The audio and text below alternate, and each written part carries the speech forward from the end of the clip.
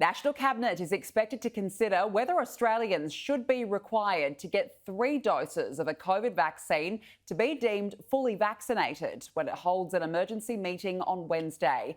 Let's go live to Joel Philp. Joel, there's also a push from the states to speed up the schedule for booster shots.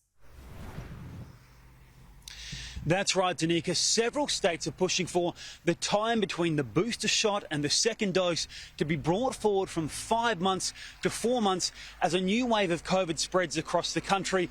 Off the back of the Omicron strain, the Prime Minister has reconvened National Cabinet for Wednesday.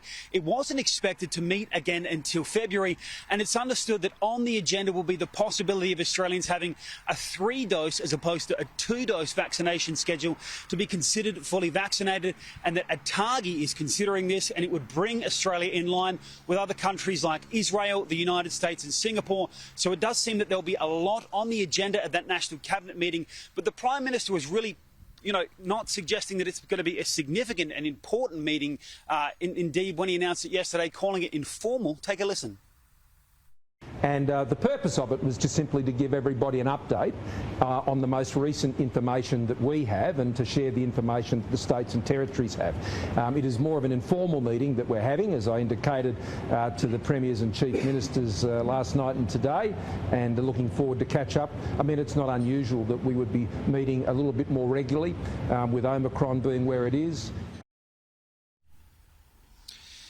When convening the meeting, the Prime Minister sent out a letter to the premiers, and I'll just read a little portion of that letter to you now. It says that it remains imperative for Australians to take responsibility for their own health. And Joel, yesterday South Australia had its first triple-digit COVID day. That's right, Danica. 105 cases of COVID were recorded yesterday, and more exposure sites have been listed online overnight, including one from a week ago. And South Australians are still getting used to this idea that there is a more relaxed approach to these exposure sites.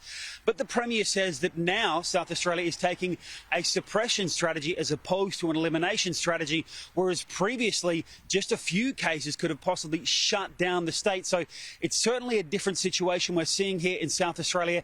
As this Omicron spreads across the country, there have been 8 cases of Omicron so far here in SA. 5 people are in hospital and 1 person is in the ICU.